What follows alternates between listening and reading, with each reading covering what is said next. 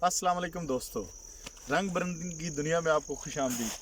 आज मैं आपको पंजाब के देहाती एरियाज़ जो हैं, यानी कि जो गांव के एरियाज़ हैं, उनकी जो है ना मैं आपको सैर करवा रहा हूँ। चूँकि मैं पंजाब के देहात में खड़ा हूँ तो मैं पंजाबी में बात करूँगा।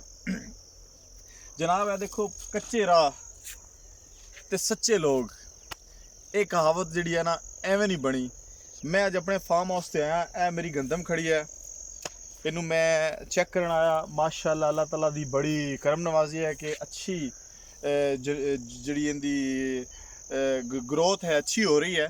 तो अज मैं क्या कि रंग बिरंगी दुनिया के अंदर दोस्तों को दिखा कि पिंड का माहौल कैसा है। ए जी मैं इधर इस साइड पे आओ, देखो जी सूरज जो जो गरूब हो रहा है, इनका नज़ारा देखो। पिंड के अंदर कोई रश नहीं, कोई ट्रैफिक नहीं, सुकून माहौल, तो बड़ा अच्छा सुकून माहौल। तो मिठे चौल है, पंजाबी की एक मिसाल है। तो जनाब गंदम का मौसम है जिन्होंने असी के कणक कहने हैं। यह देखो जी, कणक जी है ना हो रही है। यह जी कणक है माशाल्लाह अच्छी, इनकी जर्मीनेशन जी है वो अच्छी हो रही है। ये पंजाब का यानी कि एक रंग थानू दिखा रहे हैं कि पंजाब दे देखो कच्चे कच्चे रस्ते, कच्चे कच्चे घर और अच्छे लोग, साफ नीयत, लालच नहीं इन्होंने लोगों के अंदर। तो अज मैं थोड़ा दिखा रहा। यह सामने मेरे बॉर्डर है इंडिया का, इंडिया का बॉर्डर है जी। यह जो इंडिया का बॉर्डर है सामने, ये नाल ही साड़ी ज़मीन है। उत्थे जो है ना जी असी अलहमदुलिल्लाह अच्छी फसल उठा रहे हैं। तो आओ जी थोड़ा थोड़ा जिहा दिखाने हैं कि पिंड का एक रंग, फसलों को पानी किस तरह दिया जाता है, दिता जाता है, वो थोड़ा दिखाने हैं जनाब।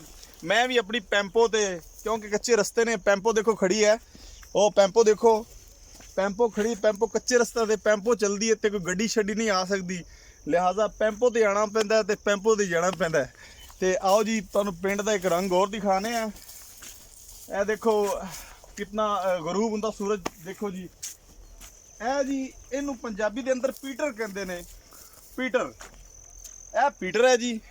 यह देखो इनका पानी जोड़ा ना जमीन तो देखो, तुम जो शहरों के अंदर जाते हो तो उत्थे काफ़ी गहराई के अंदर, काफ़ी इस साइड तो लगाओ, काफ़ी गहराई के अंदर जोड़ा है ना उन्होंने खूहे होंगे ने। तो लिहाजा यह सतलुज दरिया नाल जोड़ा ना बह रहा है, तो इस वजह तो ये उत्ते ही रखा है। अग थोड़े अगे आ जाओ, इनू उत्ते ही रखा है। तो पानी अच्छी खासी मिकदार ना स्लो पीटर चलता है, यानी कि डीजल का खर्चा भी कम, तो अच्छा पानी जोड़ा ना दिता जाता है। इत्थे नूं गेड़ा लगाते हैं जी, इस साइड से इनका गेड़ा लगता है। इस साइड से आओ जी, इस साइड से आओ, इत्थे इनका गेड़ा लगता है जी।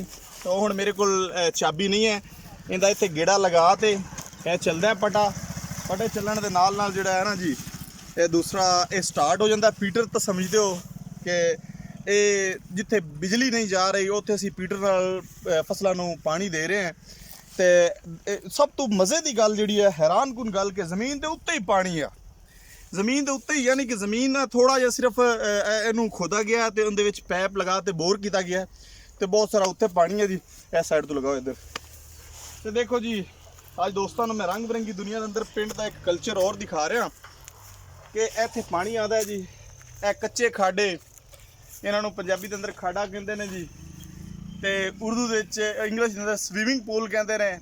कच्चे स्विमिंग पूल इतने नावन का बड़ा ही मज़ा है। अगर चल रहा होता तो नाना भी दिखाना सी मैं कि पिंड के अंदर कितना सुकून माहौल के नाल नहाते हो। देखो जी शाम हो रही है, यह दोस्त जोड़े ने जी पट्ठे कट रहे हैं, इन्होंने चारा भैंसा वास्ते चारा जोड़ा है ना जी लगाया गया। तो उस तो बाद जी पट्ठे ने जी सरसों जिन्हों कहते हैं पंजाबी के अंदर सरसों, तो सरसों का साग बड़ा मशहूर है पंजाब के अंदर। साग एक बड़ी खास डिश है, खास मौसम के अंदर आती है। ए वो सारा साग खड़ा है, यह जोड़ा है ना जी, हाँ यह सारा साग और इनका जोड़ा है ना जी, ख्याल है जनाब, खैरियत, एक मिनट रजाक पे। यह साग जोड़ा है ना जी पकाया जाता, तो इनके नाल जोड़ा ना पंजाबी के अंदर कहते सरसों का साग तो मक्की की रोटी। ये वो साग है, इनकी अपना ही सुकून, अपना ही मज़ा है। इनके कोई मिसाले नहीं डाले जाते, सिवाय इन्हों पका ते हरी मिर्च के अंदर पका ते और देसी घी के अंदर ते अदरक का तड़का लगा ते मक्की की रोटी नाल कमाल का साग। यह अज तुहानूं असीं दीदार करा। देखो जी दोस्त जिहड़े ना ਘਰ ਵਾਸਤੇ ਸਾਗ ਲੈ ਜਾ ਰਹੇ ਨੇ ਸਰਸੋਂ ਦਾ, ਇਹ ਪਕਾਣਗੇ ਤੇ ਇਨਸ਼ਾਅੱਲਾ ਬਾਈ ਜੀ ਸਾਨੂੰ ਵੀ ਦਿਆ ਜਜ਼ਾਕ ਅੱਲਾ ਇਹ ਦੇਖੋ ਆਜੋ ਜੀ ਸਰਸੋਂ ਦੇ ਫੁੱਲ ਤੁਹਾਨੂੰ ਦਿਖਾਣੇ ਆ। ਇਹ ਜੀ ਚਾਰਾ ਹੈ ਜਿਹੜਾ ਨਾ ਸਰਸੋਂ ਦਾ ਚਾਰਾ ਜਿਹੜਾ ਹੈ ਨਾ ਜੀ, ਬੜਾ ਮਾਹੌਲ ਅੱਛਾ। ਇਹਨਾਂ ਨੂੰ ਗੰਦਲਾ ਕਿਹਾ ਜਾਂਦਾ ਹੈ, ਪੰਜਾਬੀ ਦੇ ਅੰਦਰ ਗੰਦਲਾ ਕਿਹਾ ਜਾਂਦਾ ਹੈ।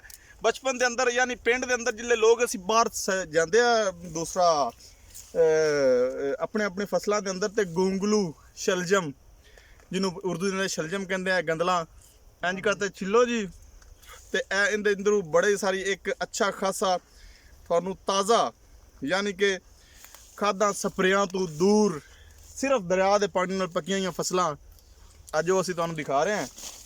ਇਹਦੇ ਫੁੱਲ ਬੜੇ ਮਸ਼ਹੂਰ ਨੇ ਜੀ। ਇਸ ਸਾਈਡ ਤੋਂ ਆਓ। ਇਹ ਜਿਸ ਵਕਤ ਚਾਰਾ ਜਿਹੜਾ ਨਾ ਦਰਿਆ ਦੇ ਪਾਣੀ ਨਾਲ ਉਗੀ ਹੋਈ ਫਸਲ ਜਿਸ ਵਕਤ ਭੈਂਸਾਂ ਖਾਂਦੀਆਂ ਨੇ ਤੇ ਅੱਛਾ ਦੁੱਧ ਦਿੰਦੀਆਂ ਨੇ, ਉਹਨਾਂ ਦੇ ਅੰਦਰ ਕੋਈ ਮਿਲਾਵਟ ਨਹੀਂ ਹੁੰਦੀ, ਤੇ ਪਿੰਡ ਦੇ ਲੋਕ ਤਰੋ ਤਾਜ਼ਾ ਇਹ ਸਾਗ ਖਾ ਤੇ ਮੱਝਾਂ ਦਾ ਦੁੱਧ ਪੀਦੇ, ਤਾਜ਼ਾ ਦੁੱਧ ਮਿਲਾਵਟ ਤੋਂ ਬਗੈਰ, ਤੇ ਅੱਛੀ ਜ਼ਿੰਦਗੀ ਗੁਜ਼ਾਰ ਰਹੇ ਨੇ। ਕੋਈ ਇੱਥੇ ਬਿਮਾਰੀਆਂ ਨਹੀਂ ਲੈਣੀਆਂ ਕਿ ਜਿਹੜੀਆਂ ਬੜੀਆਂ ਬੜੀਆਂ ਸ਼ਹਿਰਾਂ ਦੇ ਅੰਦਰ ਬਿਮਾਰੀਆਂ ਨੇ।